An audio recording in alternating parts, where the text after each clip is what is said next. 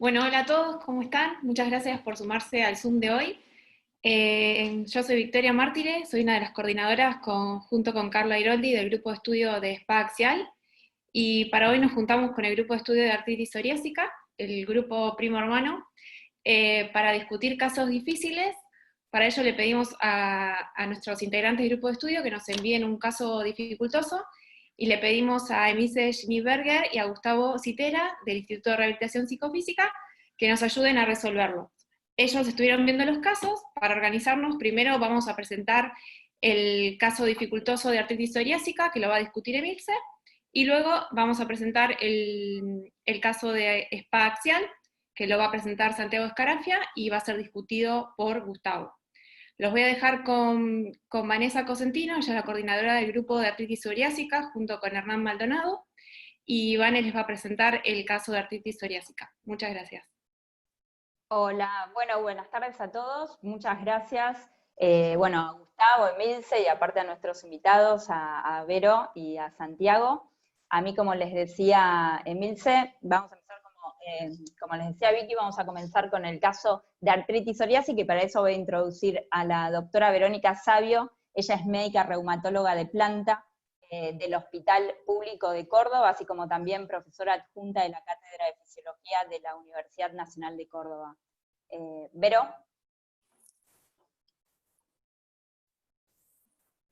Hola, ¿cómo les va? Buenas noches. Sí, gracias. Gracias por la invitación en los grupos de estudio y bueno, gracias a la Sociedad Argentina por permitirnos participar también en estos eventos virtuales que son muy, muy lindos y enriquecedores para todos nosotros. Este es un caso clínico, es un señor de 62 años que es oriundo y vive acá en la ciudad de Córdoba, que es ingeniero, y que el paciente consultó, a ver, voy a correr un poquito, perdón, discúlpeme un minuto, ahí está. Consultó por primera vez en el año 2016 con una poliartritis en muñecas, en metacarpos falángicas, codos, hombros, rodillas y tobillos, asociado a un entumecimiento matinal de aproximadamente 4 horas de duración. El paciente tenía como antecedentes que en el año 2000 había debutado con una psoriasis en placa, asociado en ese momento a una artritis psoriásica periférica. Ya el diagnóstico es de ese momento, sin dactilitis, recabando en el interrogatorio, sin entesitis ni uveitis. El paciente, por su enfermedad psoriática, había recibido metotrexato durante 10 años, asociado a glucocorticoides, incluso en algún momento requiriendo altas dosis del mismo. En el año 2010, luego de 10 años de diagnóstico y tratamiento, inicia estudios por anemia y trombocitopenia.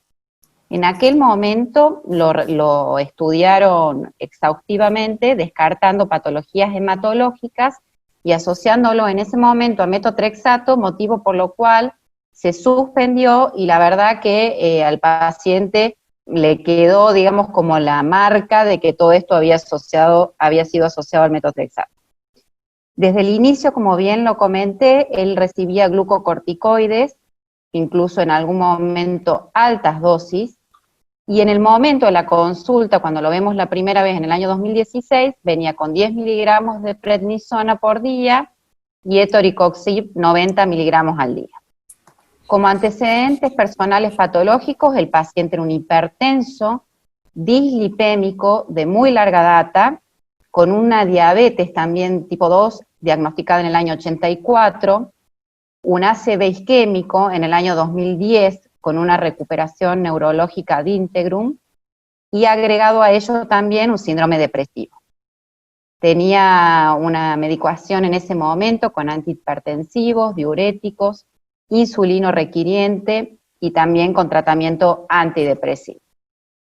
El examen físico de ese momento, el paciente claramente obeso, con un body mass index de 35, con un perímetro de la cintura de 125 centímetros, un PASI de 7.20, con un BCA de 3%, con un conteo articular elevado, 18 articulaciones dolorosas, inflamadas 16, y con una evaluación global del dolor de 80, global de su enfermedad de 70 y del médico de 80. Los datos significativos de laboratorio de esa primera consulta es que el paciente presentaba una clara anemia con parámetros elevados inflamatorios, eritrosedimentación de 84, una proteína C reactiva elevada también de 17, con trombocitopenia, con una función renal alterada, como bien se ve acá, con un clearance de creatinina de 31.3 mililitros por minuto, factor reumatoideo negativo y un hepatograma que era normal. Esta es la ecografía que traía en la primera consulta del año 2015, en la cual el informe mencionaba que el hígado era de tamaño y forma normal, con aspecto homogéneo, una ecogenicidad ligeramente aumentada, una leve esplenomegalia con una longitud del vaso de 187 milímetros, un ecodoppler que descartaba trombosis, una imagen litiásica en la vesícula biliar y los riñones, de forma, tamaño y posición normal. Esto es un resumen en realidad de todos los estudios hematológicos recabados desde aquel momento, desde el año 2015 a la fecha, en donde varios de ellos incluso fueron repetidos. Medulograma normal, una biopsia normocelular, fue ampliamente estudiado, como bien les mencioné, por el tema de su visitopenia, con videocolonoscopía, con endoscopía también alta, repetidas en varias oportunidades que fueron normales, un cariotipo normal con ninguna alteración citogenética, incluso le buscaron en una búsqueda para leucemia mieloide crónica, un FISH negativo, una citometría de flujo normal, una reticulina normal, con lo cual descartaron mielofibrosis, y el paciente presentaba episodios de empeoramiento de su anemia, claramente ferropénica según los informes de hematología, con requerimientos de hierro endovenoso. Por lo cual también en más de 2 oportunidades a lo largo de estos años le realizaron videocápsulas endoscópicas, los cuales no mostraban evidencia de sangrado, sino simplemente una gastropatía congestiva. Estos son los hallazgos del cariotipo, que fueron, como les mencioné previamente, normales. Y bueno, la verdad que luego de esa primera consulta ante este paciente, con esta enfermedad articular, poliarticular, severa, con bastante una persona, digamos, de un nivel académico elevado, que lo charlamos muchísimo al tema del tratamiento. Él había quedado con mucho miedo por el metotrexate, a pesar de todos estos estudios y de todas las intervenciones de hematología. Entonces, bueno, fue a abordar a este paciente con múltiples comorbilidades, con glucocorticoides a altas dosis y ver cuál era la mejor opción terapéutica. Los estudios solicitados en ese momento fueron un ecocardiograma, que como dato significativo tenía una hipertrofia de ventrículo izquierdo, con disfunción diastólica y una fracción de eyección del 45%. Una placa de tórax con cardiomegalia, fue evaluado por nefrología, se le realizó toda la serología viral hepática, que ya tenía también previamente, que era negativa, HIV, PPD y Chagas negativos, y por supuesto que vacunamos a nuestro paciente. Y la evolución del caso es que el paciente inició secukinumab en mayo del año 2017, y luego de aproximadamente 6 meses de tratamiento, fuimos descendiendo la dosis de glucocorticoides. Primero pudimos también suspender los antiinflamatorios, los parámetros inflamatorios de eritrosedimentación y proteína C reactiva fueron bajando, y como les mencioné previamente, luego de 6 meses más o menos de tratamiento, en noviembre de 2017, el paciente se encontraba con un PASI negativo y sin glucocorticoides. Estos son los últimos datos de julio de 2018, y sí, para destacar que él permanentemente presentaba una hemoglobina glicosilada persistentemente mayor al 8%, que fue, yo creo que el mejor valor que tuvo a lo largo de todos estos años. En el año 2018, a fines del 2018, en uno de los controles, porque fue permanentemente, digamos, tratado en forma interdisciplinaria, tenía una elastografía hepática con un grado 0 a 1, pero en enero del año 2019, en uno de los controles, y el paciente con una leve clínica de distensión abdominal, no muchos síntomas más, en una ecografía se le encuentra un patrón micronodrillar hepático con un vaso de mayor volumen, de 240 milímetros, y líquido asítico. En septiembre del año 2019 es internado por una descompensación hepática y renal.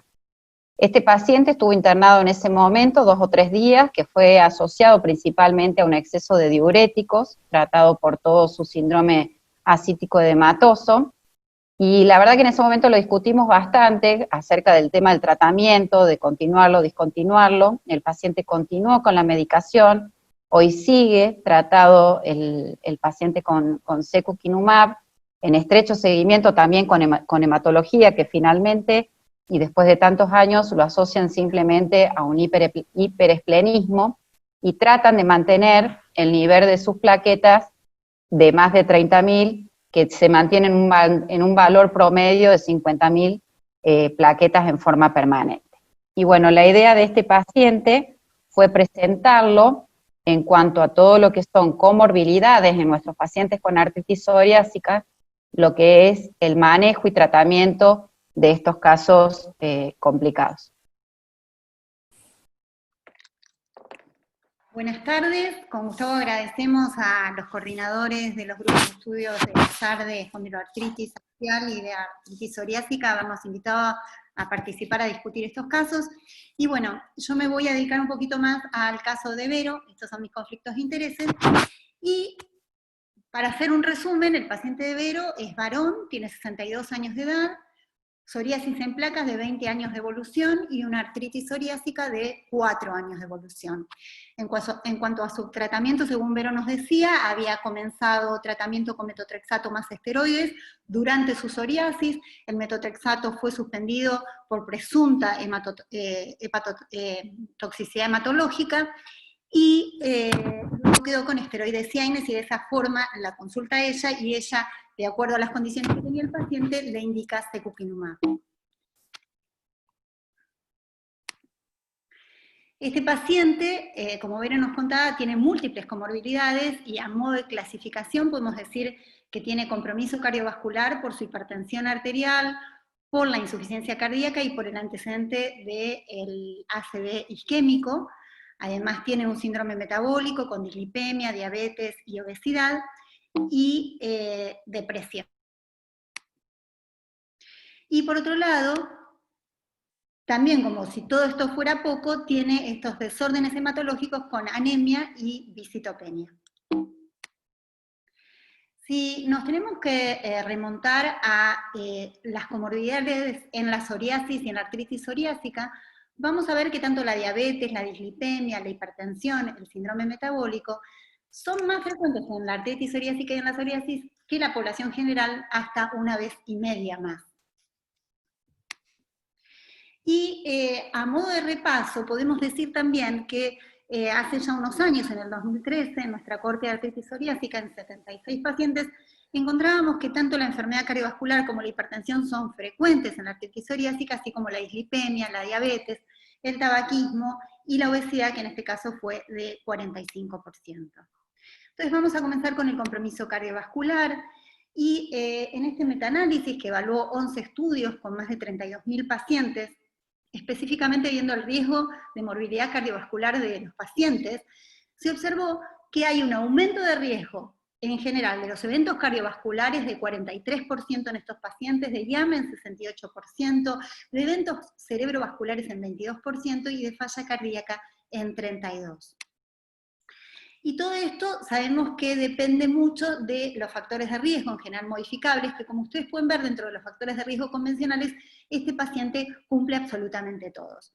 Pero además debemos considerar que en esta enfermedad, per se, la artritis psoriásica, que sabemos que es una enfermedad multifacética e inflamatoria, la inflamación interviene y se considera que en los eventos cardiovasculares interviene hasta en un 30%. En realidad, tanto la aterosclerosis como la artritis comparten mecanismos fisiopatogénicos en cuanto a la inflamación, que son la activación endotelial, la infiltración de células inflamatorias, la neovascularización y la degradación del colágeno. Y todos sabemos que la inflamación persistente lleva a aterosclerosis, la cual resulta en el aumento de eventos cardiovasculares, y entre ellos IAM, accidente cerebrovascular y muerte. Por otro lado, si comparamos los riesgos cardiovasculares globales de IAM y ACV de la artritis psoriásica con la artritis reumatoidea, vemos que son prácticamente comparables. Y esto se debe un poco al tema de los lípidos. Como todos sabemos, en la artritis reumatoidea, los pacientes en general que están activos tienen niveles de lípidos generalmente menores en comparación a la población control, y sin embargo tienen un aumento del riesgo cardiovascular. Cuando controlamos mediante el tratamiento a esta enfermedad, los niveles de lípidos tienden a aumentar y sin embargo el riesgo cardiovascular baja. Esto es lo que conocemos como la paradoja de los lípidos. Y se vio que no solamente ocurre en la artritis reumatoidea, sino en otras enfermedades inflamatorias reumáticas como la espondilitis anquilosante y la artritis psoriásica. Y esto básicamente se debe a que la molécula HDL antiinflamatoria, en realidad, que marca para PON1, ApoA1 y el ECAT, tiene como finalidad remover los lípidos, los tejidos periféricos y las paredes arteriales, y además evitar la oxidación de la LDL. Sucede que cuando en un contexto de inflamación la HDL deja de ser antiinflamatoria, es una molécula más pequeña que es proinflamatoria, que ya marca para mieloperoxidasa, aptoglobina, y justamente lo que hace es retener lípidos en los tejidos y en las arterias, que en general se acumulan también en el sistema reticuloendotelial, y aumentan la oxidación de la LDL. Un grupo polaco estudió el metabolismo de los lípidos y lo comparó a pacientes con artritis psoriásica, psoriasis vulgar y controles, y vio que además los pacientes con artritis psoriásica tenían numéricamente niveles de triglicéridos mayores a estos dos grupos controles, y que los índices de colesterol que marcan riesgo cardiovascular también estaban significativamente más altos en los pacientes con artritis psoriásica. Cuando un paciente con artritis psoriásica tiene dislipemia, debemos considerar la influencia del tratamiento sobre los lípidos, y si nos basamos en los glucocorticoides, en los DMARDs convencionales, en los inhibidores del TNF y el tofacitinib, todas estas medicaciones tienden a aumentar los niveles de los lípidos. Sin embargo, cuando uno se los da a los pacientes, esto no representa un aumento del riesgo cardiovascular, como ya vamos a ver. La data sobre secukinumab, ustekinumab y apremilast es más escasa. Sobre apremilast hay un reporte de caso con mejoría, en este caso, de los niveles de los lípidos. Por otro lado, también se vio en este metaanálisis, que incluye pacientes con artritis reumatoidea, psoriasis y artritis psoriásica, que tanto los AINES como los corticoides aumentan el riesgo cardiovascular, por lo cual los tenemos que utilizar con cuidado, y sin embargo, tanto el metotrexato como los inhibidores del TNF reducen el riesgo cardiovascular, en el caso de metotrexato en un 28%, y en el caso de los inhibidores del TNF en un 30%. Por otro lado, también se vio que los inhibidores del TNF colaboran en reducir la aterosclerosis subclínica. En este otro metaanálisis de psoriasis vemos que tanto los inhibidores del TNF como nuevas moléculas, como los agentes antiinterleuquina 17 y ustekinumab, no aumentan el riesgo cardiovascular. También en el registro SOLAR, es un registro internacional sobre psoriasis, dicen que la incidencia de eventos cardiovasculares mayores, tanto de ustekinumab como de inhibidores del TNF, es prácticamente comparable a la terapia tópica y la fototerapia. Y si evaluamos el radio de incidencia de los MASes, ya sea de ustekinumab, de secukinumab y de pequeñas moléculas como el tofacitinib y el baricitinib, en los análisis conjuntos de seguridad, la verdad que los radios de incidencia son realmente bajos. Por otro lado, también se ha visto interesantemente que lograr mínima actividad de la enfermedad puede tener que ver sobre reducir la aterosclerosis. En este caso incluyeron en este estudio 90 pacientes a 2 años de seguimiento, y lo que vieron específicamente que aquellos pacientes que habían logrado una MDA sostenida a través del tiempo tenían menor probabilidad de progresión de la placa de aterosclerosis. Y finalmente, la importancia del tratamiento en las estatinas. Y hay algunos estudios particulares en las enfermedades a las que nos dedicamos nosotros los reumatólogos, y este estudio que se llama RORA-AS, que incluye pacientes con artritis reumatoidea, espondilitis y artritis psoriásica, vio como los pacientes tratados con rosuvastatina no solamente reducían a los 13 y a los 18 meses el colesterol total y la LDL, sino que también reducían en forma significativa el tamaño de la placa aterosclerótica. Vero nos comentaba que este paciente también tiene insuficiencia cardíaca. Obviamente en este caso los inhibidores del TNF no serían una elección, están formalmente contraindicados en insuficiencia cardíaca grado 3 y grado 4, y esto lo han demostrado los estudios ATTACH y RENEW. Y sin embargo, para ustekinumab y secukinumab no se ha visto un aumento de riesgo en los pacientes en cuanto a falla cardíaca congestiva. El segundo punto a considerar es el síndrome metabólico. Y si nosotros nos referimos, por ejemplo, a la clasificación de síndrome metabólico ATP3, este paciente se lleva todos los premios ya que tiene obesidad, hipertrigliceridemia y dislipemia en general, hipertensión y diabetes. Y también sabemos que el síndrome metabólico es el principal factor de riesgo de enfermedad de hígado graso no alcohólico y de un subgrupo de este tipo de enfermedad que puede ser el NASH, la esteatopatitis no alcohólica. Esta enfermedad en general evoluciona a través de los años con hepatomegalia, esplenomegalia y fibrosis hepática, que es probablemente lo que le esté ocurriendo a este paciente. Repasando datos de nuestro país, hace ya unos cuantos años, en el 2013, el Hospital Padilla de Tucumán documentó una prevalencia de artritis psoriásica en 43 pacientes con APS de 42.1% y de 20.8% en los pacientes con psoriasis. Y vio que tanto el uso de metotrexato como inhibidores del TNF se asociaban a menor frecuencia de síndrome metabólico.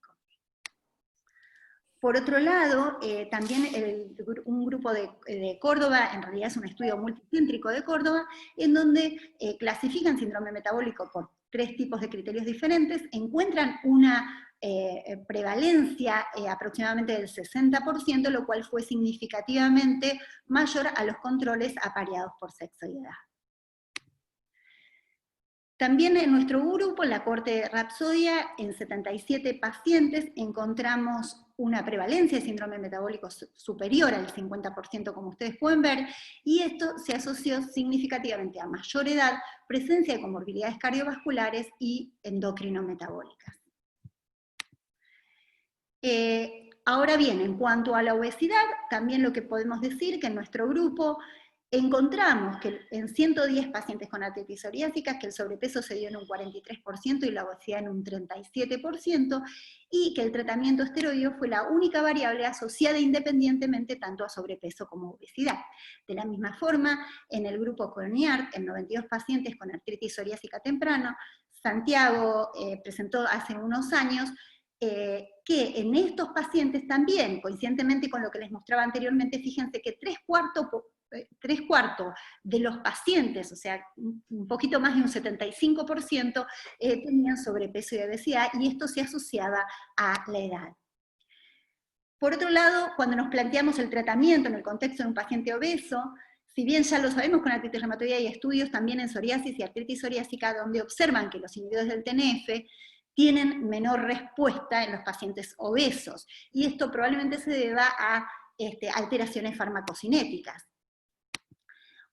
Algo de esto demuestra el estudio GoReveal en golimumab, en donde ve que los pacientes que tienen más peso, por arriba de 100, tienen alteraciones del clearance de la medicación y de su volumen de distribución.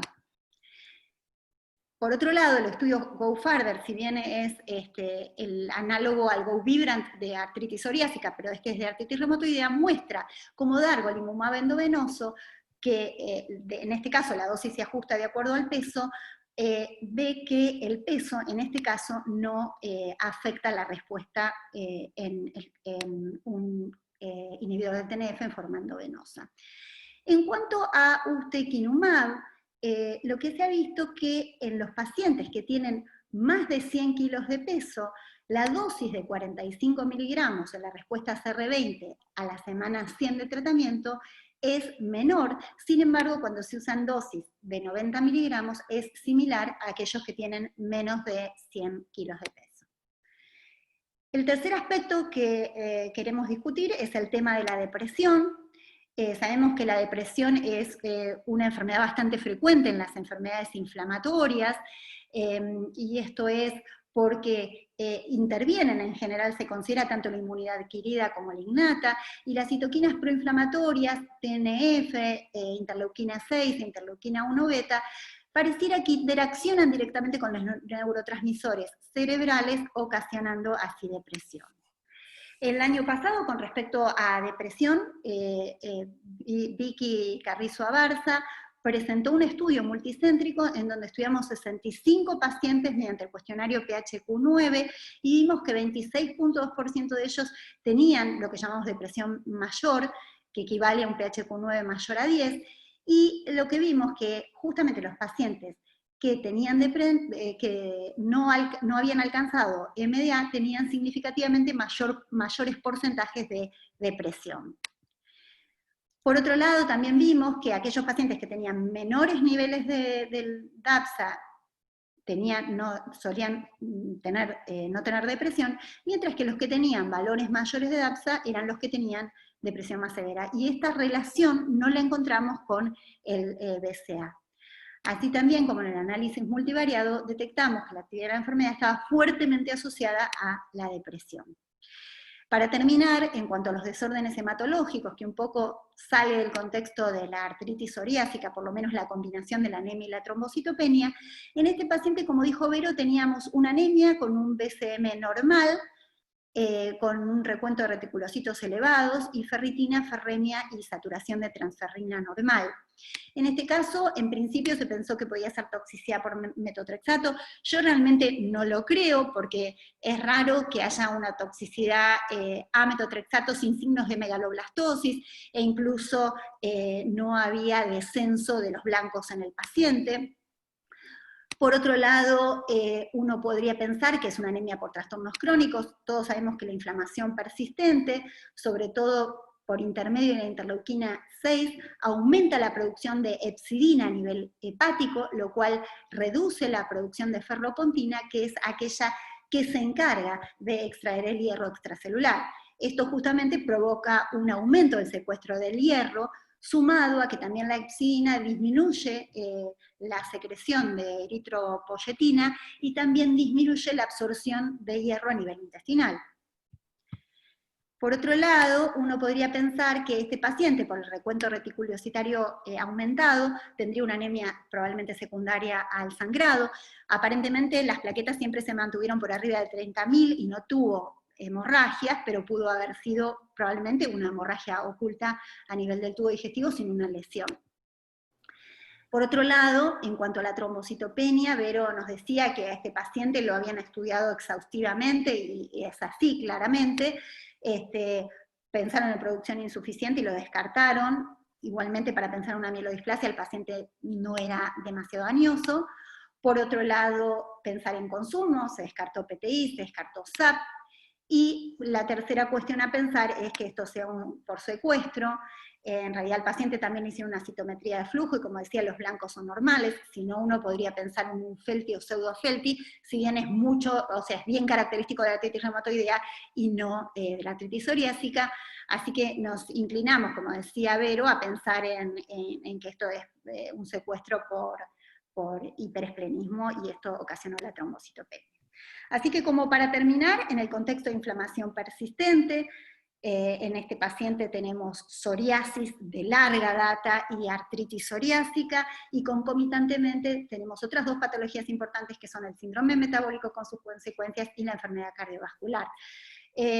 Todo esto lleva a que el paciente realmente son pacientes de muy difícil manejo, y a veces uno se pregunta por dónde empezar y qué fue primero, si el huevo o la gallina. Para finalizar, ¿cómo encararíamos el manejo? Y bueno, hábitos higiénico-dietéticos en este paciente es fundamental el cumplimiento de una dieta hipocalórica que le permita bajar de peso. En realidad es la única alternativa en la enfermedad de hígado graso no alcohólica. Lamentablemente no hay un tratamiento específico para esto, más que cuidarse en la dieta, y aparentemente el paciente mucho no cumple. La otra es el tratamiento de todas sus comorbilidades, como mostraba Vero, este paciente está más que tratado con todo lo que corresponde. Y por otro lado, el tratamiento específico de la psoriasis y artritis psoriásica, sabemos claramente por todo lo que comentamos que no sería una buena opción del inhibidor del TNF, probablemente con el compromiso cutáneo y articular uno se inclinaría más a secu, como le indicó Vero, o a ustekinumab. Después por ahí podemos discutir el tema de las dosis, y la otra alternativa serían pequeñas moléculas como apremilaz y tofacitinib, pero tenemos que tener en cuenta el compromiso cutáneo, como es en realidad en este paciente. Así que, bueno, les agradezco su atención. Bueno, ahora vamos a presentar el segundo caso. Va a estar presentado por Santiago Escarafia. Es un caso sobre espondiloartritis axial. Santiago. Ahí voy. Buenas tardes, noches a todos. Gracias por haberse conectado. Les voy a comentar un caso que estoy viendo en el hospital y que se me estaba haciendo difícil el poder llegar al diagnóstico, así que lo vamos a discutir con Gustavo. Bueno, David tiene 43 años y consulta por primera vez en octubre del año pasado por un cuadro clínico de lumbalgia de más de 5 años de evolución, acompañada de rigidez matutina de 40-50 minutos, tenía episodios de despertar nocturno.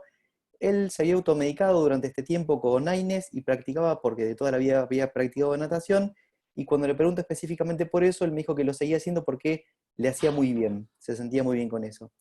Como antecedentes personales había sido colecistectomizado nada más. Como antecedentes familiares, su madre tiene artritis reumatoidea y su padre es hipertenso, y el interrogatorio dirigido había tenido episodios de uveitis ni cuadros clínicos compatibles con uveitis, ninguna lesión cutánea compatible con psoriasis, no tenía síntomas compatibles con enfermedad inflamatoria intestinal, nunca había tenido un cuadro clínico compatible con una dactilitis, y ocasionalmente alguna vez refiere había tenido dolor en el tobillo izquierdo. Al examen físico, todas las maniobras clinimétricas y demás era todo negativo, excepto un dolor a las maniobras de sacroiliaca derecha. No tenía ninguna manifestación cutánea en piel ni nada más. En los exámenes complementarios tenía eritrosedimentación y proteínas C reactivas normales, un HLA de 27 negativo, una radiografía panorámica de pelvis normal, RX de columna completamente normal. Entonces, por eso, para completar los estudios, le pedí una resonancia, en la cual podemos ver la secuencia T1 y el STIR, que bueno, no se ve demasiado. Pero yendo específicamente el informe de la resonancia, informa que tiene un defecto hipointenso en T1, con un espesor de unos 6 milímetros en relación a una erosión ósea, acompañado de edema óseo más extendido en STIR, en 3 cortes consecutivos. En ese momento, el paciente le indicó naproxeno reglado y que vuelva a realizar natación, con lo cual mejora francamente su clínica. Y luego de 3 meses de este tratamiento, consulta nuevamente por los mismos síntomas que habían empeorado.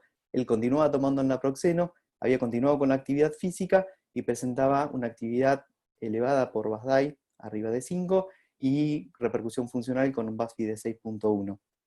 Entonces, teniendo un paciente menor a 45 años con una lumbalgia inflamatoria de más de 3 meses de evolución, sin ninguna otra manifestación clínica, con radiografía normal y una resonancia magnética que es altamente específica de espondiloartritis acompañada de edema óseo, mi pregunta y lo que le consulté a Gustavo es si repetimos la resonancia, si la resonancia me alcanza como para confirmar el diagnóstico de que estoy frente a un paciente con una espondiloartritis axial y tengo que avanzar con el tratamiento, o cómo seguiría con este paciente.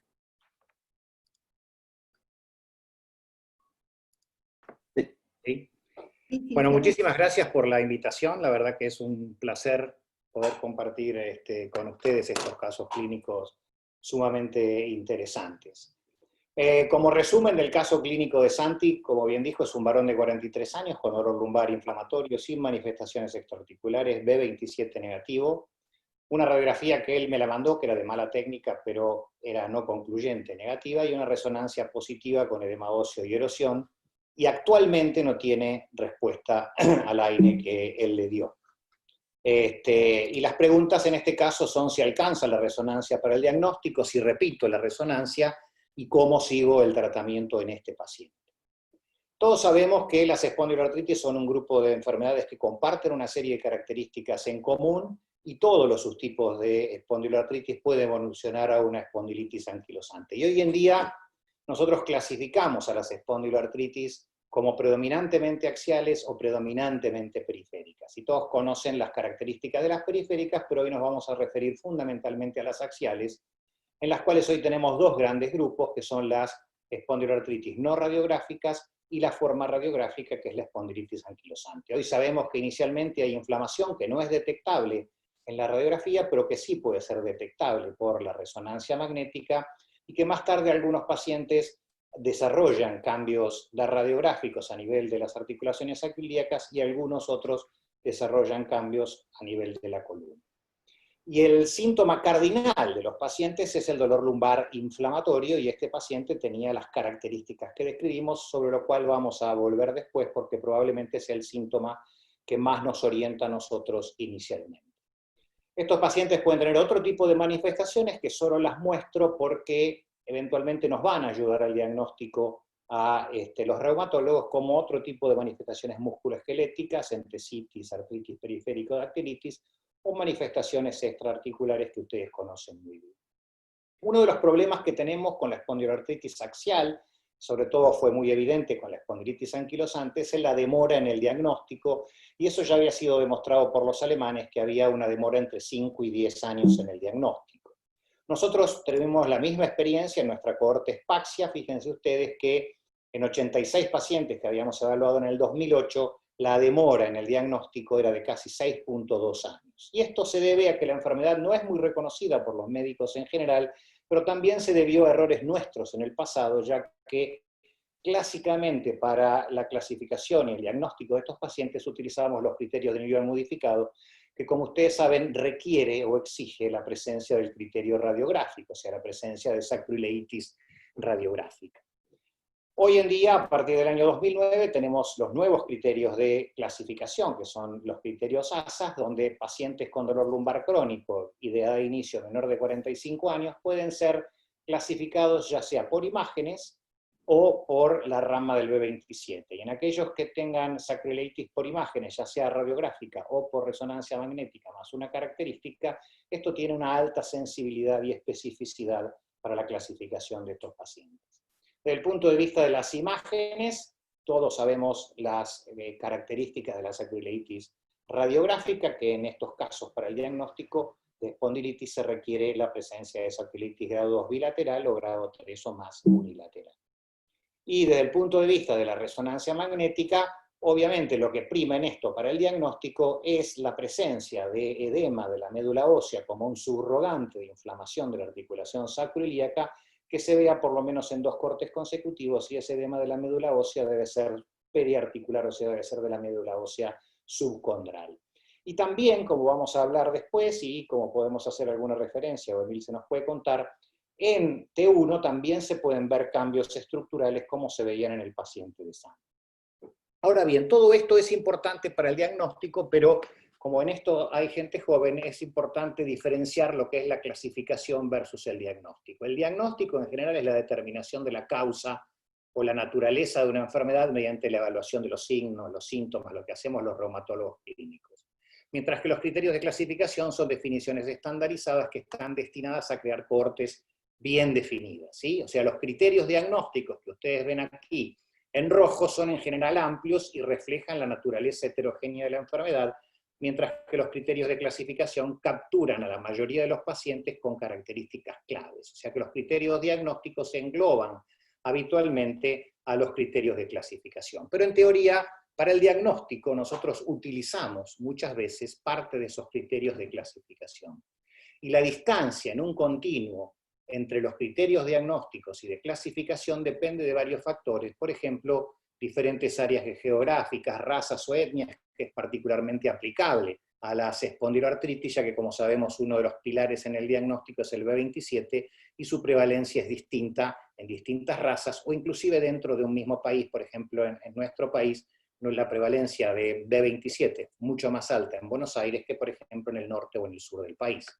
Y las prioridades o los recursos de salud, ya que, por ejemplo, la resonancia no está disponible para todos, y también de la experiencia del médico evaluador. Y básicamente para el diagnóstico hay tres pilares fundamentales, que son los clínicos, las imágenes y la genética, y veamos qué es lo que valoramos más nosotros. Uno de ellos es el dolor lumbar inflamatorio, que creo que la mayoría de nosotros conocemos sus características. Del dolor hay varios criterios, pero una de las cosas que han servido en nuestro país para la clasificación de estos pacientes y para muchos médicos generales es el cuestionario ELISAR, desarrollado por el Grupo de Estudio de Espondiloartritis Axial, y en particular por Emilio Buschiazzo y por Fernando Sommerfleck, que tiene 8 preguntas y donde uno suma los sí, y aquella persona que tenga 4 o más criterios, esto tiene una alta sensibilidad para la lumbalgia inflamatoria. ¿Y por qué insistimos en la lumbalgia inflamatoria? Porque el dolor lumbar en general es muy prevalente en la población general, y prácticamente el 80% de los adultos de más de 40 años, si le preguntan, han tenido dolor lumbar. Pero el dolor lumbar inflamatorio es solamente el 5 o el 2 o el 5% de los dolores lumbares. Y si encima ustedes se fijan, dentro de aquellas personas que tienen dolor lumbar inflamatorio, la prevalencia de espondiloartritis axial es solo del 0,4 al 1,3% en la población general. O sea, esta diferencia que existe entre la prevalencia del principal signo o síntoma de espondiloartritis axial y la prevalencia de espondiloartritis depende de un factor fundamental que debemos conocer. En el estudio de Rochester, donde evaluaron más de 5.000 pacientes con dolor lumbar, de los cuales 124, o sea, un 2,3% tenían dolor lumbar inflamatorio. Tuvieron la astucia y la brillantez de seguirlos en el tiempo, casi por 13 años o por 15 años. Y fíjense ustedes que de esos pacientes, solo 39 cumplieron luego los criterios o desarrollaron una espondiloartritis. 58 resolvieron y 15 fueron no espondiloartritis, ¿sí? Y muchos de ellos fueron cumpliendo esos criterios a lo largo del tiempo. Y esto es la importancia y lo lindo de estas patologías sobre espondiloartritis axial, que fue bien reflejado por Atul Deodar en este gráfico hermoso, ¿sí? Muchos pacientes que empiezan con dolor lumbar inflamatorio, algunos de ellos hacen remisión espontánea, otros desarrollan una espondiloartritis axial no radiográfica, muchos se mantienen como no radiográficos, otros desarrollan espondilitis anquilosante, algunos con progresión y otros no con progresión. Y esta es la razón por la cual hablamos de espondiloartritis axial no radiográfica y no preradiográfica, porque hay pacientes que nunca desarrollan cambios radiográficos y siempre se mantienen como no radiográficos. Es muy importante en el diagnóstico, cuando uno evalúa a un paciente con dolor lumbar inflamatorio, la presencia de otras manifestaciones. En el estudio de Rochester, esos 39 pacientes que tenían espondiloartritis, cuando fueron a evaluar qué otros datos nos servían más para el diagnóstico, fíjense que evaluaron la presencia de uveitis, si eran varones o mujeres, y si tenían o no historia familiar, y encontraron dos extremos, ¿sí? Aquellos pacientes que con dolor lumbar inflamatorio que tenían uveitis, que eran varones y que tenían una historia familiar, donde el riesgo absoluto de tener una espondiloartritis fue del 70%, y en la otra punta estaban las que no tenían uveitis, que eran mujeres y que no tenían historia familiar, donde solamente el 8% tenían un riesgo absoluto del desarrollo de espondiloartritis. Por eso la presencia de otro tipo de manifestaciones de espondiloartritis nos sirven considerablemente. Y de los 500 pacientes de la cohorte SPACE, donde 250 tenían diagnóstico de espondiloartritis por el reumatólogo, mientras que los otros no, fíjense ustedes que cuanto mayor era el número de hallazgos de espondiloartritis, mayor era la probabilidad de que estos pacientes tuviesen una espondiloartritis, que es lo que ustedes ven en rojo. Sin embargo, fíjense que aún en aquellos pacientes con 3 o 4 hallazgos de espondiloartritis, entre un 15 y un 40% no tienen espondiloartritis. Entonces, debemos valorar lo que es la sensibilidad, la especificidad y el balance de esto, que es el likelihood ratio positivo, de todos los hallazgos, de todas las manifestaciones de espondiloartritis, donde los dos más salientes o los dos más importantes son la presencia de uveitis y la historia familiar, que en el caso del paciente de Santi no los presentaba. Pero existen otros con un alto likelihood radio, como por ejemplo la buena respuesta inicial a los años. Todos conocen y veneran el algoritmo de Berlín, modificado para el diagnóstico de pacientes con espondiloartritis axial, y ellos lo que dicen es que un paciente con dolor lumbar crónico, lo primero que uno debe hacerle es una radiografía, y si esa radiografía es positiva, eso es una espondilitis anquilosante, y si es negativa, buscan otros hallazgos. Yo particularmente estoy en contra de eso, y permítanme que se los diga y que les plantee por qué. Y esto tiene que ver con el concepto de probabilidad pretest y probabilidad posttest. O sea, si un test se realiza cuando la probabilidad pretest es baja, difícilmente ese test lleve al diagnóstico. Entonces, como les decía, el dolor lumbar crónico, la sensibilidad pretest del dolor lumbar crónico en general, para las espondiloartritis, como les dije, solo de un 2 a un 5%. Sin embargo, si a ese dolor lumbar crónico nosotros le aplicamos un test muy simple, que es interrogar por la presencia de dolor lumbar inflamatorio, la probabilidad nos aumenta un 14%. Y si a estos pacientes que partimos con una probabilidad pretest del 14% le hacemos otro método complementario, obviamente la probabilidad post-test va a ir aumentando considerablemente. Por lo tanto, eso es algo que tenemos que tener en cuenta a la hora de hacer esto. Por eso yo particularmente no estoy de acuerdo. En nuestro país este algoritmo no es aplicable, puede ser aplicado o aplicable en Alemania, pero no aquí, ya que lo que los reumatólogos clínicos hacemos en un paciente con dolor lumbar crónico es interrogar para el dolor lumbar inflamatorio e interrogar para la existencia de otros hallazgos de espondiloartritis, y luego pedimos otros estudios complementarios. Por tanto, en nuestro país, ante un paciente con dolor lumbar crónico, el mejor consejo que le podemos dar es que se lo deriven a su reumatólogo amigo. ¿Qué características debe tener un método complementario? Debe ser fácil de usar, alta discriminación, como decíamos, económico y de alta sensibilidad, y estos son los que utilizamos habitualmente, ¿sí? La radiografía, el B27, la resonancia, y nos vamos a referir hoy a las imágenes. ¿Cuál es el problema de la radiografía?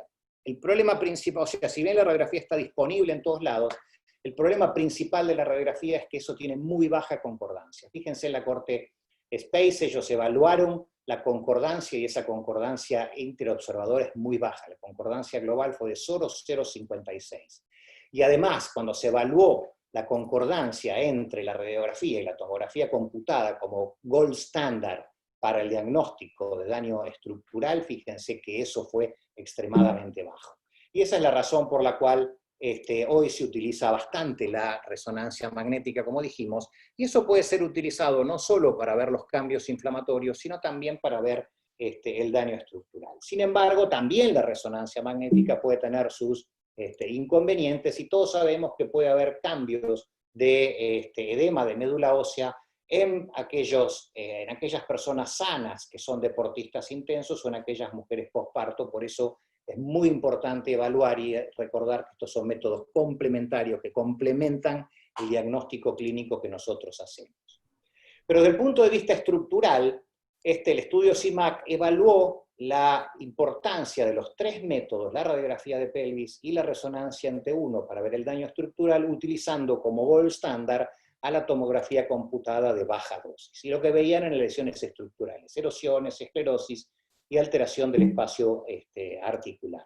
Fíjense que ellos evaluaban muy bien las características de las erosiones, de la esclerosis y de la alteración del espacio articular, lo tenían muy bien definido, y lo que observaron fue que la sensibilidad de la resonancia magnética versus la radiografía para la erosión fue significativamente mayor, 79 versus 42%, lo mismo que para las alteraciones del espacio articular, 75 versus 41%, y para lo único que fue mejor la radiografía versus la resonancia en T1 fue para la esclerosis, pero globalmente la resonancia magnética en T1 fue superior a la radiografía para las lesiones estructurales.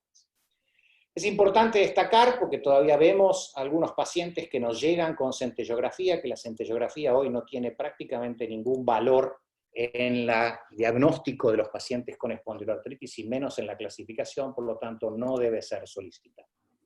Yendo al paciente de Santi, si este paciente tiene una espondiloartritis o no, este paciente tiene sacroileitis por imágenes, porque tiene claramente definición de sacroileitis por la resonancia, y tiene más de una característica de espondiloartritis como la lumbalgia inflamatoria y la buena respuesta a los antiinflamatorios. La pregunta es, ¿repetimos la resonancia magnética? Mi consejo es que no. Esa resonancia magnética no se tiene que repetir. ¿Por qué? Porque la resonancia magnética sirve para la clasificación o para el diagnóstico de estos pacientes, y no en este caso para guiar la conducta terapéutica del paciente. Entonces uno siempre que va a pedir un examen complementario lo que tiene que evaluar es el beneficio marginal de un test. O sea, el beneficio que sabes antes y que sabes después del test, y si ese test te va a servir para cambiar de conducta o no. Y en este paciente la realización de otra resonancia no me va a cambiar la conducta, como les voy a mostrar ahora muy brevemente. Entonces, ¿qué hacemos con este paciente? ¿Cómo lo tratamos? Inicialmente este paciente debe ser clasificado como una espondiloartritis axial no radiográfica, y lo primero que uno debe utilizar, como bien hizo Santi, es antiinflamatorios no esteroideos, y si nos preguntamos si estos funcionan igual que en la espondilitis, en este estudio de Barariacos, él comparó la eficacia de los AINES, espondiloartritis axial no radiográfica, versus la espondilitis anquilosante, y ustedes se pueden fijar que la eficacia fue prácticamente idéntica y comparable en ambos.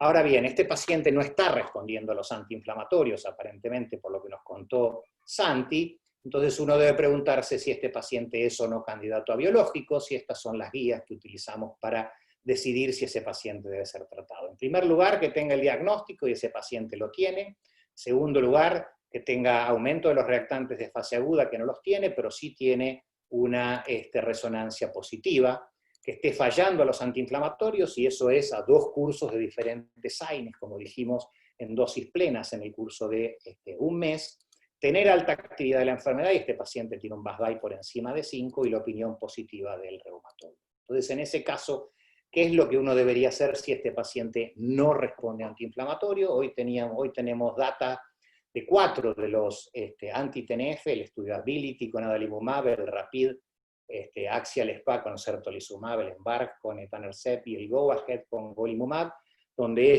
se evaluó la eficacia de estos anti-TNF en espondiloartritis axial no radiográfica, y ustedes pueden ver que todos ellos cumplieron el endpoint primario. Hoy también tenemos data con los inhibidores de interleuquina 17, el COAST-X ya fue publicado en Lancet Rheumatology, fíjense que también el ASAS40 para ixekizumab fue significativamente superior al placebo, y recientemente en EULAR este año se presentó el estudio PREVENT con secukinumab, donde secukinumab con dosis de carga o sin dosis de carga también fue significativamente superior y útil en espondiloartritis axial no radiográfica. Una cosa a tener en cuenta en las espondiloartritis axial no radiográficas, cuando vamos a dar un anti-TNF, es que en general lo que vemos es que estos anti-TNF son mucho más efectivos en aquellos pacientes que tienen altos niveles de proteína C reactiva, como mostramos en el Embark, y no tanto en aquellos que tienen proteína C reactiva normal. También lo vimos en aquellos que tenían resonancia magnética positiva o negativa, y en este caso no fue la diferencia significativa,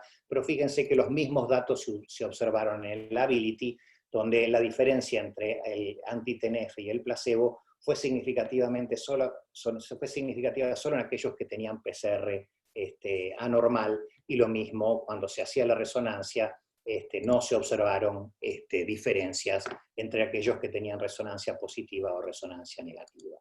Lo que tenemos que tener en cuenta en las espondiloartritis axiales no radiográficas es que la carga de la enfermedad en general, en lo que a nosotros nos importa, la actividad del dolor, es la misma que en la espondilitis anquilosante. Nuestra experiencia, nuestra cohorte SPAXIA, cuando comparamos 18 pacientes con espondiloartritis axial no radiográfica versus espondilitis anquilosante, como ustedes ven, el BASDAI y el BAFI fue prácticamente comparable en todos ellos. Entonces, y fíjense ustedes cómo en una resonancia con edema, un paciente activo, como luego de 12 semanas de recibir un anti-TNF, eso mejora considerablemente. Por lo tanto, ¿qué me interesa a mí como reumatólogo clínico para el manejo de este paciente en particular? Estos pacientes hacen inicialmente una espondiloartritis axial no radiográfica, y sabemos que un 10 o un 20% de esos pacientes en 2 años pueden evolucionar a espondilitis anquilosante, y en 10 años un 60% de esos pacientes. Y otros seguirán como espondiloartritis axial no radiográfica. La espondilitis anquilosante o la espondiloartritis axial no radiográfica pueden ser asintomáticas, pero ambas pueden ser sintomáticas. Si son asintomáticas, a nosotros no nos importan, porque esos pacientes o no nos llegan, o probablemente se mejoren solos con medidas higiénico-dietéticas, con ejercicio, etc. Pero si son sintomáticas, cualquiera de ellas, debo tratarlas de la misma manera. O sea, debo seguir exactamente los mismos preceptos en estos pacientes. Fíjense ustedes que en general en nuestra especialidad y en las espondiloartritis en particular, no tenemos marcadores patognomónicos para el diagnóstico, como tienen, por ejemplo, los hepatólogos con la hepatitis. No tenemos marcadores patognomónicos para el seguimiento, como tienen los endocrinólogos con la diabetes, o con el hipotiroidismo. Y eso es lo que probablemente haga a nuestra especialidad más hermosa, que en general el tratamiento de esto es un arte y depende del expertise de los reumatólogos. Nada más, muchísimas gracias, y si tienen preguntas o comentarios, bienvenidos. Bueno, muchísimas gracias, Gustavo, Emilce, la verdad que excelente discusión y también los casos súper interesantes de Vero y Santi. Vamos a empezar con algunas preguntas del caso de artritis psoriásica. Vero, hay algunas preguntas sobre el caso, por ejemplo, Rodolfo preguntaba por qué ustedes eligieron secu de primera línea. Vero, ¿estás por ahí? Gracias, Vane. Mira, bueno, como bien lo dijo Emilce en la presentación, claramente en este paciente los anti-TNF no eran una opción, así que en ese momento, bueno, estaba también, las opciones eran secu, ustekinumab o apremilast, que también estaba disponible, pero dado toda la comorbilidad y las características, sobre todo de la forma articular, en realidad estábamos ahí entre secu y uste, pero bueno, decidimos por elección secukinumab. Yo quería agregarte otra pregunta, ¿no? Que me interesaría la discusión que quizás han tenido con los hepatólogos, porque generalmente ante un paciente con cirrosis, cuando tiene un síndrome acítico hematoso, nos quieren suspender toda la medicación automáticamente, y sobre todo por el biológico, pero acá tenemos, digamos, la antítesis es que estamos ante un paciente con alta actividad, que el paciente estaba activo y riesgo-beneficio, ¿no? Como reumatólogo uno tendería a seguir con el biológico, pero se lo han querido suspender. ¿Cómo hicieron con el tema del síndrome acítico hematoso? En algún momento en realidad lo discutimos, sobre todo cuando el paciente se internó, porque el acítico hematoso es como que, la verdad que lo sospechábamos desde antes, pero las ecografías, y no tenía tampoco clínica, no daban clínica para cirrosis. No era un paciente tampoco alcohólico, y yo creo que lo interesante también de este caso es ver, digamos, cómo fue como una película realmente, ¿no? Porque yo creo que, como bien lo dijo Emilce, creemos en realidad que hizo una esteatohepatitis no alcohólica, y con toda la evolución hasta finalmente la cirrosis. Se lo discutió bastante, pero bueno, finalmente los riesgos-beneficios eran mayores de tratarlo, y por toda la situación inflamatoria, sobre todo de su artritis psoriásica. Así que bueno, al día de hoy el paciente está tratado, está ahí en una línea, en un equilibrio entre todas las comorbilidades, sobre todo en este momento lo que más estricto lo tiene es la parte hepática, como bien vos lo dijiste. Yo quería, Vane, ¿puedo hacer un comentario y preguntarle a Vero? Porque cuando nos mandó el caso, corregime, Vero, pero el paciente está tratado con secukinumab 300 miligramos, ¿verdad? Sí, correcto. Sí. Bien, entonces la elección de esa dosis, sí.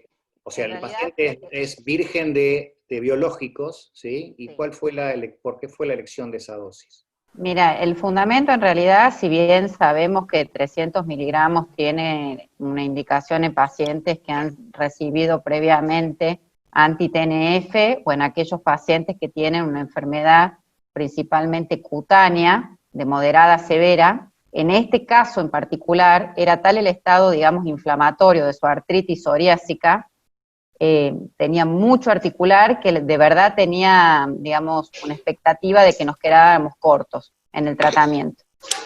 Perfecto, fue la razón. Sí, me gustaría, porque en realidad si uno lo ve así, para cualquiera de los que están escuchando, esta podría ser una indicación off-label, ¿sí? O sea, una indicación, porque la indicación en Argentina, como bien dijo Vero, es, en este caso, no tenía indicación porque no tenía psoriasis moderada a severa en la piel y no había recibido anti-TNF, podría haber empezado el paciente con 150. Sin embargo, creo que la mayoría de los reumatólogos hoy sabemos que 300 miligramos es una dosis más efectiva para secukinumab, y creo que nosotros los reumatólogos solos no, sino que el mismo laboratorio lo sabe, porque si ustedes saben, el estudio EXCEED, o sea, el estudio cabeza a cabeza comparando secukinumab versus adalimumab con un endpoint musculoesquelético, la dosis elegida para ese estudio fue de 300 miligramos, asumiendo que 300 miligramos sabemos que no solo es más efectiva, sino que también la eficacia a largo plazo es mejor. Así que coincido también con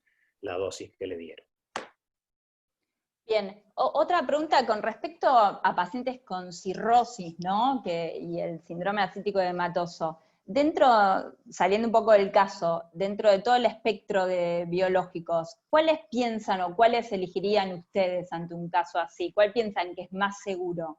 Porque no es lo mismo tener una esteatosis hepática únicamente que un síndrome acítico edematoso. Bueno, Vane, mira, no hay realmente estudios específicamente. No, por eso hablo de la experiencia o de la opinión de expertos, ¿no? No te puedo dar ninguna data así de evidencia, porque la verdad que específicamente con síndrome acítico edematoso no, claro. Directamente nunca leí nada, pero sí cuando hay compromiso hepático, lo que sabemos que los biológicos en general son seguros, excepto las pequeñas moléculas que pueden aumentar las enzimas, los biológicos son bastante seguros desde el punto de vista hepático. El tema que, bueno, lamentablemente, si este paciente ya tenía citis, está con un grado de fibrosis que lo lleva a hipertensión portal, esplenomegalia, a citis, con lo cual su manejo va a ser muy difícil. Vero, te compadezco, porque es un paciente bravo. Encima, aunque ella dice que es lúcido, el hombre no le hace mucho caso en el tema de la dieta, que para esto, lamentablemente, en la esteatohepatitis no alcohólica o en la enfermedad por depósito de grasa de origen no alcohólico, no hay otra solución que el paciente haga, por sobre todas las cosas, dieta hipocalórica. Entonces, si el paciente no es consciente de eso, es difícil que pueda mejorar.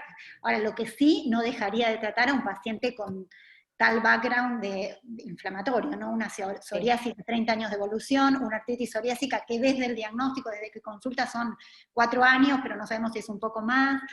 Creo que con todo el riesgo cardiovascular que tiene, no dejaría de tratarle la inflamación, con seguridad.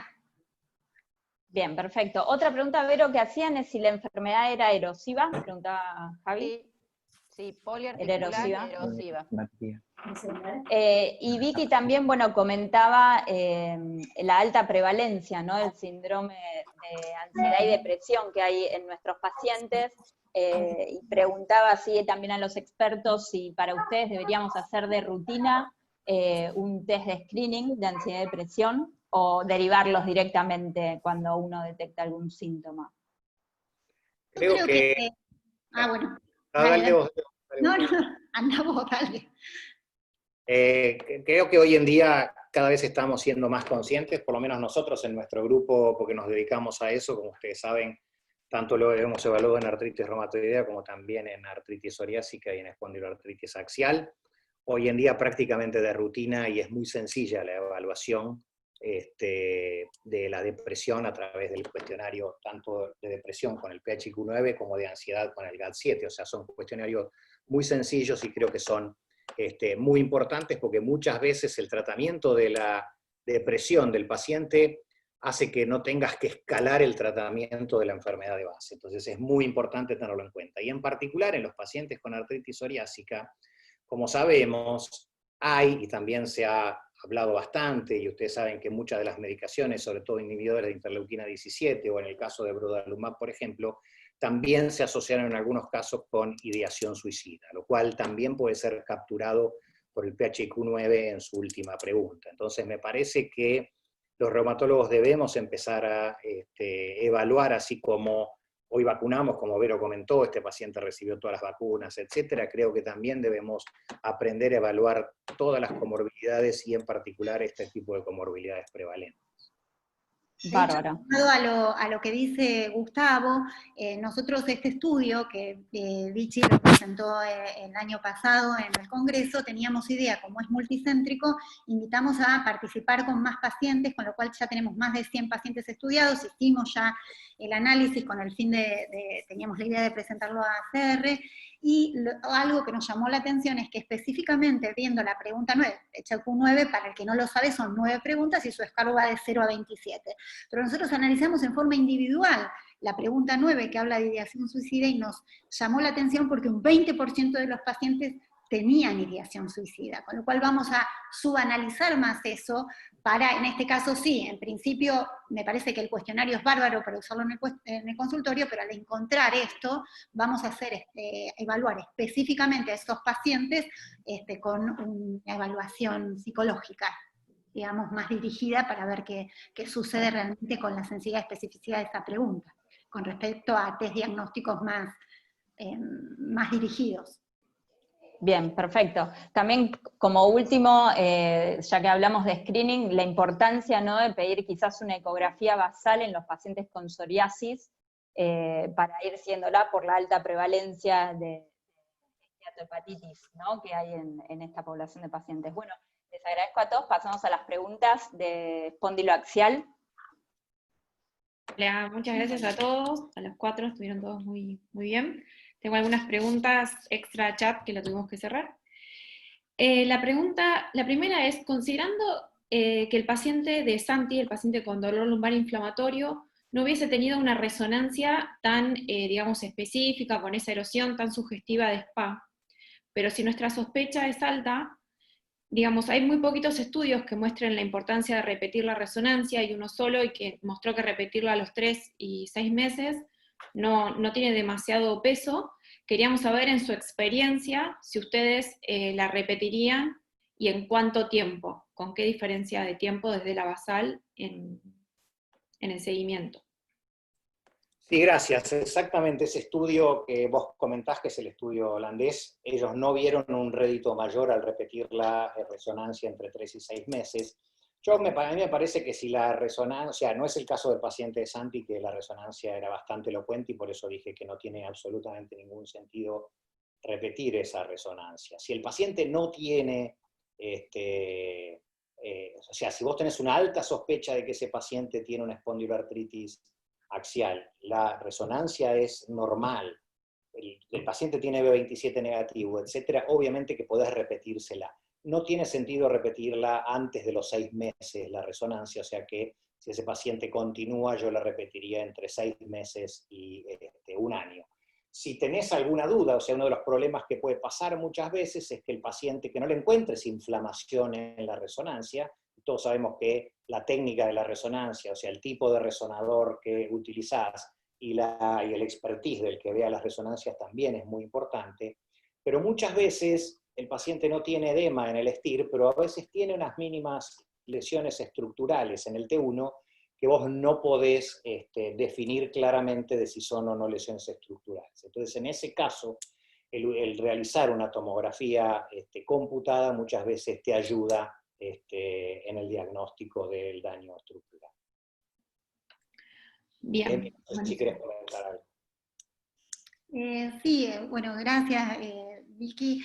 El tema de este paciente es que si nosotros nos dirigimos solamente a las lesiones inflamatorias de edema, cumple criterios de clasificación. Siempre las dudas se nos presentan con los estudios que han mostrado que criterios por edema, o sea, las condiciones para su acroilitis, no solamente la tienen los pacientes de SPAX en más de un 90%, sino que hasta las personas sanas pueden tener, o sea, esta es un poco la duda, pueden tener un porcentaje de personas sanas y hasta en un 20% se encuentran criterios para sacroilitis, ni que hablar con este estudio de los corredores, que también encontró más o menos que entre un 15 y 20% podían tener también sacroileitis, y las puérperas, o sea, en mujeres posparto, estas lesiones se encuentran por arriba del 50%, entonces por eso uno quiere estar seguro.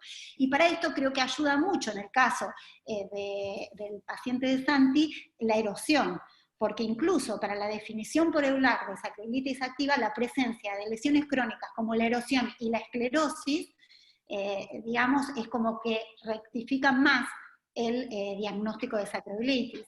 Y esto es porque justamente, sobre todo la erosión, es algo muy específico. A diferencia de lo que decía con el edema, la erosión en personas normales se ve en 1.5%, muy, muy baja es realmente. Y ni que hablar la anquilosis, ¿no? Que es prácticamente súper específica, que no se ve en personas sanas. Así que me parece que colabora en este caso mucho la erosión, y probablemente si agregáramos a este paciente una tomografía que sabemos que uno puede ver bien el hueso, como siempre nos dice Gabriel, probablemente además de esa oración, quién sabe, encontremos otras. Es un método más específico y más sensible para detectar erosión. Bien, ¿a ustedes les parece que en las próximas definiciones debería tomar más protagonismo la lesión crónica? Bueno, yo no te voy a contestar si me parece, porque la verdad que no lo sé. Me parece que, o sea, que las lesiones crónicas podrían llegar a colaborar por la especificidad, pero te voy a contestar con la evidencia en realidad. Ulrich Weber fue el que más trabajó sobre esto, y él trató de ver si, si agregando las lesiones crónicas podía ayudar en la clasificación de la sacroileitis, justamente por esto, porque veía que la sensibilidad del edema era alta, pero la especificidad no era muy buena. Y justamente lo que vio es que tanto agregar las lesiones crónicas como también probaron agregar lesiones inflamatorias de la columna, si bien aumenta la sensibilidad, baja mucho la especificidad. Entonces, todavía no lograron establecer realmente si conviene, además de evaluar las sacroiliacas, agregar la evaluación de la columna lumbar para las lesiones inflamatorias, y también, por otro lado, el otro ejercicio, agregar lesiones crónicas a la clasificación. Veían justamente lo contrario, ¿no? Que bajaban la sensibilidad y aumentaban la especificidad. O sea, que ninguna de estas dos cuestiones todavía es definitoria por los estudios que se hicieron hasta el momento. Así que creo que colaboran, pero no para modificar.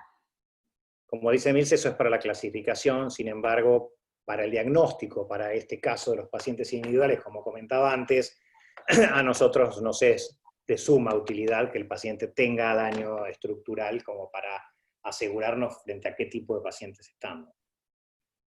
Bárbaro.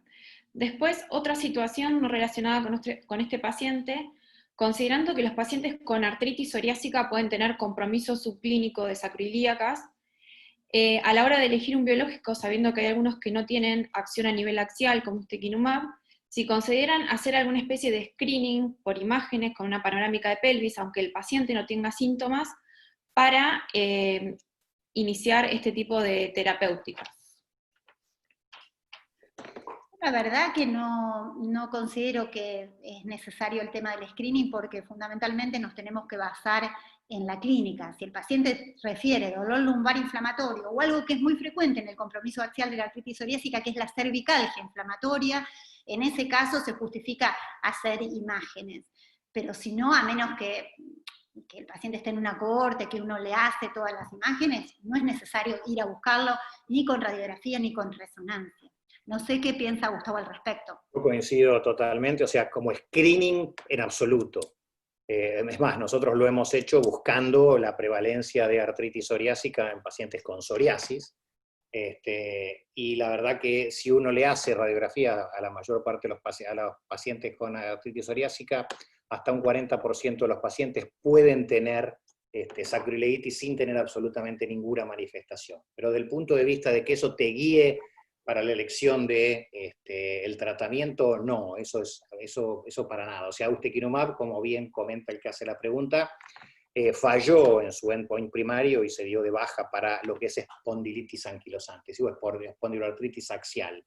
Sin embargo, no está bien clasificado y no sabemos bien en los pacientes con artritis psoriásica, con compromiso a nivel de las articulaciones sacroiliacas o sin compromiso de las articulaciones sacroiliacas, si hay alguna diferencia en la eficacia. Yo no creo que hacer un screening con eso sea absolutamente para nada de utilidad para guiar el tratamiento. Sí, si uno quiere clasificar o en sus cohortes, etcétera, puede ser de utilidad, pero no para guiar el tratamiento.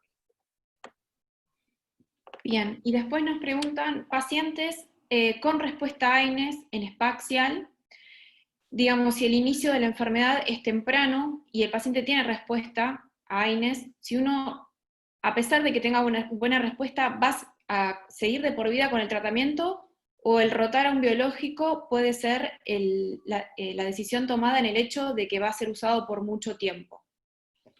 Esa es una excelente pregunta, de la cual no tenemos una respuesta clara, ¿no? O sea, desde el punto de vista práctico, desde el punto de vista clínico. ¿Por qué? Porque uno dice, obviamente que la primera línea de tratamiento es el AINE, y si el paciente responde al AINE, bueno, tiene que seguir con AINE. Sin embargo, a la mayoría de los clínicos no nos gusta dejar a los pacientes crónicamente con AINE. Entonces lo que hacemos es en general tratar de utilizar el AINE en la mínima dosis o el mayor intervalo posible para que ese paciente se pueda mantener. En realidad la experiencia lo que nos muestra es que los pacientes que responden a AINES, uno al principio le da la dosis plena de AINES y el paciente responde, y el paciente que es un respondedor a AINES en general, vos lo podés tener con AINES a demanda. ¿Sí? Ese paciente va a tomar AINES cuando tiene algún pico, o cuando hace alguna actividad que le demanda más esfuerzo y eso, entonces se mantiene en general con AINES a demanda. El paciente que requiere AINES en forma crónica, habitualmente ese paciente va a dejar de responder a los AINES y va a ser candidato a escalar el tratamiento a un agente biológico. Bárbaro. Bueno, y para cerrar la parte axial, quería que ustedes nos dejen un consejo, sabiendo que los criterios ASAS no son de diagnóstico, que nos dejen algún consejo para todos, a los médicos que muchas veces hacen consultorio, de alguna manera práctica para usarlos, que no sea como diagnóstico, si tienen algún lugar en nuestra práctica. A ver, como yo les comentaba, uno utiliza muchas veces para el diagnóstico los signos o los síntomas que utilizamos en la clasificación, ¿sí?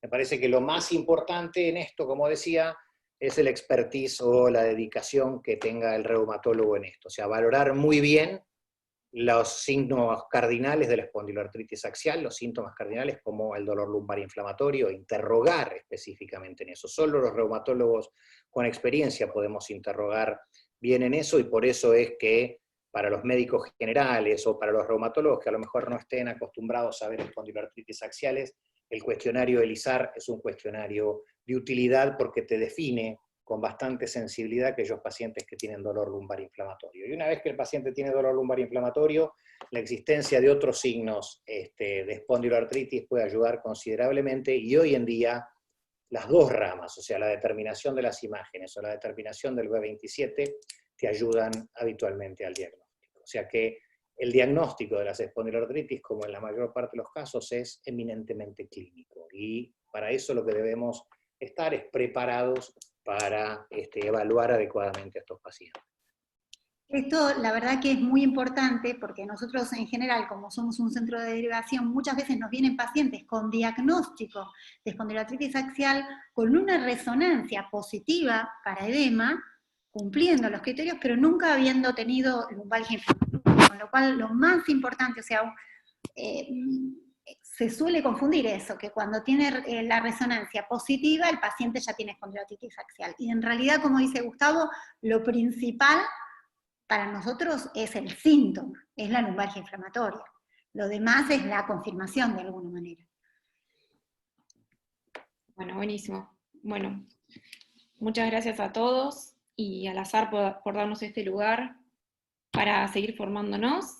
Les pedimos a todos que sigan a Comunidad SAR para ir viendo los eventos de todas las semanas. Agradecerles a Gustavo, a Emilce, a Vero y a Santi por la predisposición, así que muchas gracias. Los dejo con las otras coordinadoras que quieren Muchas también gracias. saludar. Gracias a ustedes. Yo también me sumo a los agradecimientos y muchos saludos a todos.